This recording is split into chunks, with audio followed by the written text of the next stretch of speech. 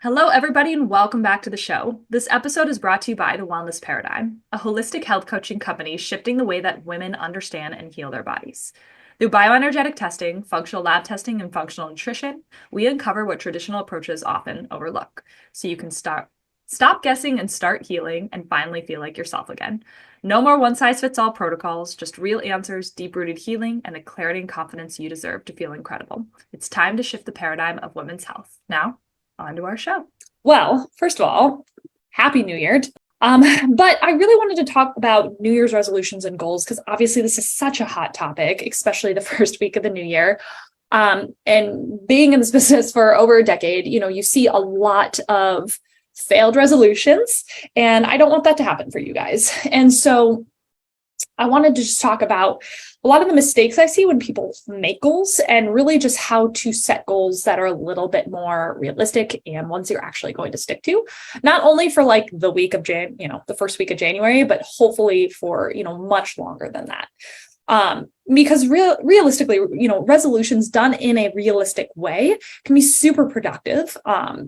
Deciding to make positive changes, ditching old habits, adopting healthier ones, they're all fantastic. But what we don't often realize is we aren't actually capable of sticking to the solutions because we just create too lofty of goals. We don't really have any actionable or achievable, realistic problems we're trying to solve. We kind of tend to fall short. So before I kind of get into that, I wanted to just briefly talk about goals versus intentions, because we all talk about New Year's goals, right? But nobody talks about intentions. And I think that's important to kind of understand, because a goal, sorry, stuff under my eyes. A goal is really what you want to get done, right? Maybe you want to, go to the gym more this year. But your intention is your why behind it, the feeling behind why you want that goal. And here's probably the first thing that I see go wrong when people are making goals is they have a bunch of goals. They sound really nice, but there's no why behind it. If you don't figure out your why, guys, it's not going to happen. Like, you can say you want to go to the gym all day long, but why? Is it because you want to look good in your, jeans that have been sitting in your closet for the last, 10 years? Is it because you want to feel good when you're naked with your, spouse?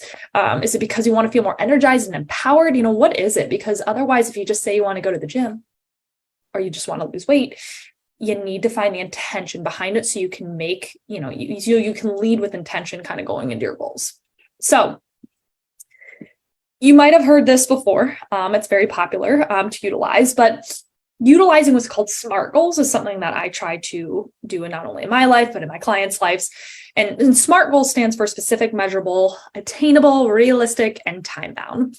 And this is super important because it actually will help you stick to your goal a little bit longer by making it, again, specific, a little bit more measurable, something that's attainable, creating a timeline to it. All those are super important with your goals. So if you just say, oh, I just want to lose weight, I want to look good in the mirror, things I hear on the daily, you need to be a little bit more specific for what you're actually, like, how you're going to get there, right?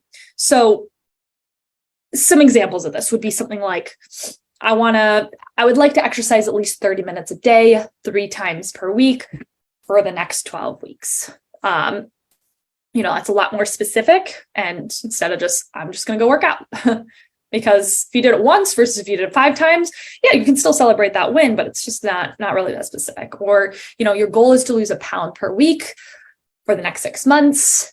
You can even go a little more specific with that and say how you're going to do that. Like, you're going to do that by limiting sugar and soda intake and adding in an extra serving of vegetables.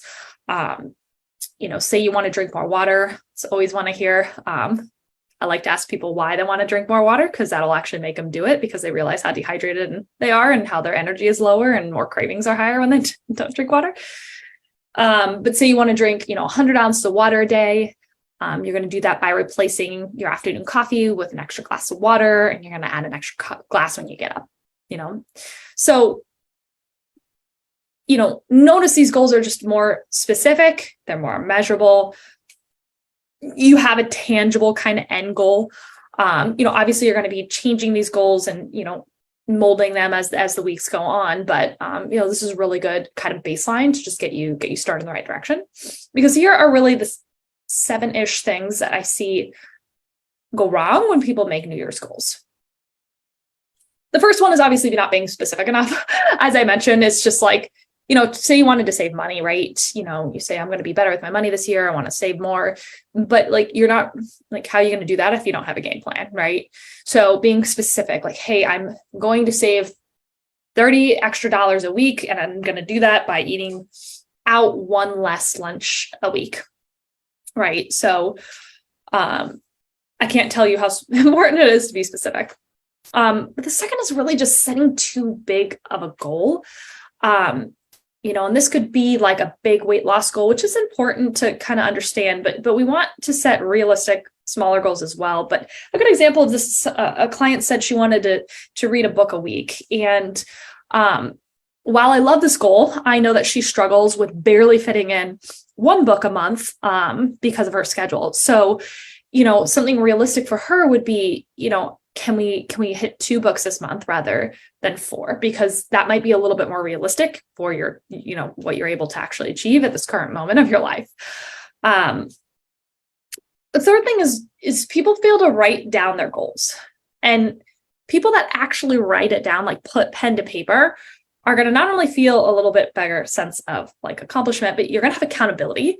And you have a way higher chance of actually doing them. A lot of people just kind of have this like in their mind, like what they want to do.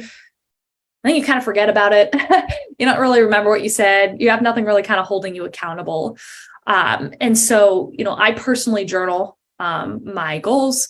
You can put it in a Google document. I do prefer putting pen to paper rather than typing, but Google Docs are good. You can put it on a Post-it note. I'll do this for clients. I'll tell them to put a Post-it note and put it on their mirror so that they see their goals. If you have a dry erase board, put it on there. Something where you're seeing those goals and you're making it, a reality. But number 4 is going to be not really sharing your goals with anybody. And I know that this can be hard because sometimes we don't have a good support system. But you are more likely to achieve your goals if you make them public. For some people, they post on social media. For some people, they're really private about it. But even just sharing it with a spouse or with a family member, maybe that inspires them to want to do something too. You guys can hold each other accountable.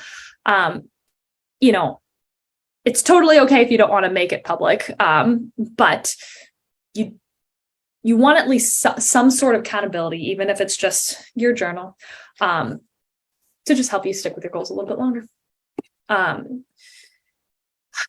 Number 6 is really, or number 5, sorry, is not planning a follow through. This is what I see a lot. Your resolutions really can't just be another thing on your to-do list. Like, a lot of times people have new and exciting resolutions and a pump for 2 weeks, and then that wears off. If each morning you really have to find a way to make your goal happen. And oftentimes there isn't that follow through. And you're just kind of relying on desire and willpower, and that'll work for the first 2 weeks. But if you don't have a plan to follow through when the going gets hard, you're not going to do it. And I know, because I talk to women every single day that have had that, right? They have good intentions, but no clear plan or follow through to actually make it happen when their motivation dwindles down. But, kind of second to last thing here is I find that people don't really check in with themselves. It's one thing to make your goals at the beginning of the week or the month. And, let's be real, we are going to have to mold and shift and change those goals over time. Schedules are going to get different and crazy, and, circumstances might change, and you might have to reassess what your goals are throughout the weeks and the months. And that's okay. But I want you to check in with yourself and revise those plans and those goals. It doesn't mean you failed. It just means we have to reassess. And that way you don't fall off the wagon, right? A lot of people will have these lofty goals at the beginning of the year. They can't reach them. And then they just do nothing because of it, right? So if they can't reach it, that all or nothing mindset.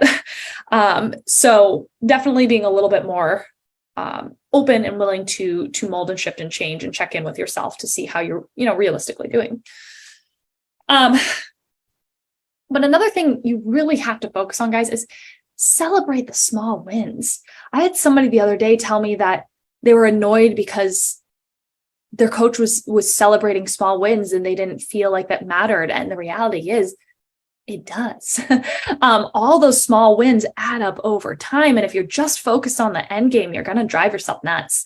You're going to be discouraged when progress plateaus, which it will. So it's really crucial that you recognize and reward yourself along the way for all of the small wins. A good example is like, let's say your goal is to run a half marathon. Like, don't save the party for when you finish when you cross that finish line. Like after each long run, reward yourself a little bit with, maybe it's new music or, a fancy latte or, a book or something like that. Like, keep those small little important milestones. They'll help you stay motivated along the way. And really lastly here, guys, you got to believe in yourself. I know that sounds silly, but people want to make resolutions. And oftentimes I see them make resolutions, but if you don't actually believe that it can happen, how is it going to happen? If you don't think you're actually capable of making that desired change and believe it wholeheartedly, then it's not going to happen. I want you, when you make goals, to make them realistic for yourself, where you're at in your current moment. It's okay to make like stretch goals and, reach goals and things like that. But make sure that you're making something that you wholeheartedly believe in so that you can achieve it. Just remember, guys, it's okay to mess up. Okay. New Year's goals. I love them and I hate them for different reasons. I hate them because I just see people give up way too early. And when you make a goal, guys, this goal shouldn't be a month-long thing. This should be a lifelong goal that you have, and you're just going to mold and shift along the way, to eat healthier and, maybe it's to lose weight or tone. Like that's not just like a 2-6 month process, right? But you're going to mess up along the way. And if you just give up every time you mess up, you're never going to reach where you want to go, right? And this is really common. So, what really matters is how you handle it, right? Those that spend several days feeling guilty over falling off the wagon, and those who acknowledge the screw up but get right back on track are going to see different results, right? A few setbacks isn't going to make or break your progress long term. So just to kind of recap, make sure you're making smart goals. Make sure you have an intention behind your goal. Make sure that you're setting, small and big goals, and not, setting realistic goals, being specific. Try to write them down. If you can, share it with somebody. Try to plan some follow-throughs. Make sure you check in with yourself along the way. Celebrate the small wins. Remember, it's okay to mess up. And most importantly, make sure that you are actually believing in yourself.